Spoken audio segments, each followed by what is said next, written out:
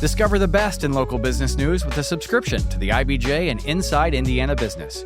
For a limited time, try us out for just $1 a week for 8 weeks. Claim this limited time offer now at ibj.com/trial offer. This is Inside Indiana Business Radio on demand for Friday, October 31st, 2025. I'm Gary Dick. Executives from Sweden-based Saab and Virginia-based Boeing gathered at Purdue University Airport Thursday to celebrate their collaboration to build and deliver the T-7A Red Hawk advanced trainer aircraft to the U.S. Air Force. Just over 4 years ago, Saab cut the ribbon on a $37 million research and manufacturing facility at Purdue's Discovery Park to produce the aft section of the new aircraft. And Saab CEO Michael Johansson told reporters that Saab is ready to ramp up production in West Lafayette. This facility that we have, we can expand it because we have more land, and the rate will now ramp up, of course, supporting the Boeing deliveries to the Air Force. So this is a very important milestone to me. And also, of course, why we selected this site, why we Saab established ourselves here in West Lafayette is, of course, because of the closeness to Purdue. An analysis shows that relocating an existing casino to Indianapolis, which has been floated by some lawmakers, would generate an estimated $170 million in gambling tax revenue annually and more than $490 million in estimated gross annual revenue. Downtown Indianapolis and the Fort Wayne area would be the best sites in Indiana to open casinos in order to maximize gambling revenue and taxes. That according to a newly published study conducted by Philadelphia-based Spectrum Gaming Group. The CEO of Evansville-based Escalade has resigned after just under 7 months leading the sporting goods and recreational equipment manufacturer.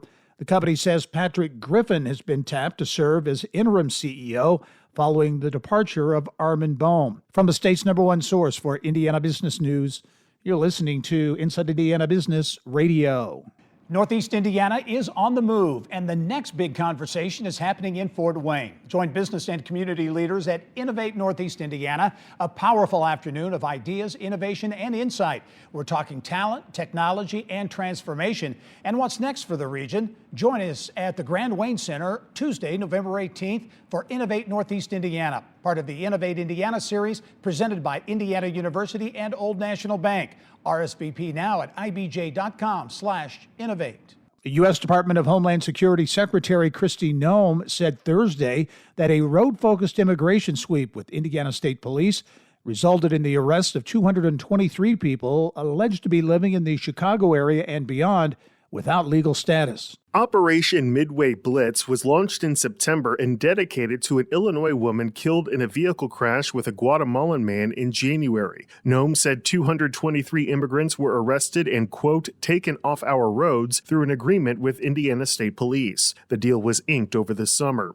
Of those, 146 were drivers, 46 semi-truck drivers, and another 82 who drove box trucks, buses, and other vehicles. They held commercial driver's licenses from more than a dozen states, according to Noem. U.S. Transportation Secretary Sean Duffy, Acting U.S. Immigration and Customs Enforcement Director Todd Lyons, Indiana Governor Mike Braun, and Hoosier Public Safety Secretary Anthony Scott were also present for the announcement at Gary Chicago International Airport. Indiana State Police plan to expand their cooperation to ICE, according to Braun, by assigning more troopers to commercial vehicle enforcement across the state. Indiana will be reimbursed for its work, according to ICE Deputy Director Madison Sheehan, who cited provisions in the recently approved One Big Beautiful Bill Act.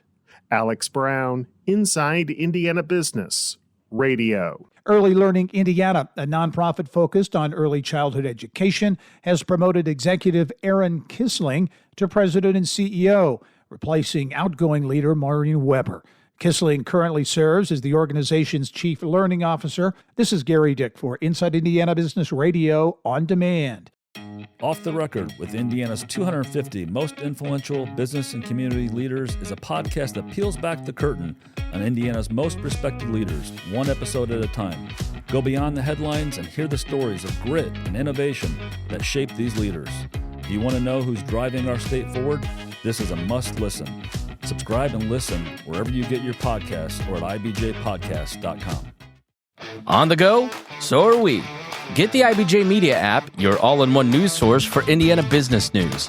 Get breaking news alerts, read every story from IBJ, Inside Indiana Business, and the Indiana Lawyer, and listen to your favorite podcasts all in one place. Big news, small screen. Search IBJ Media and download the app today.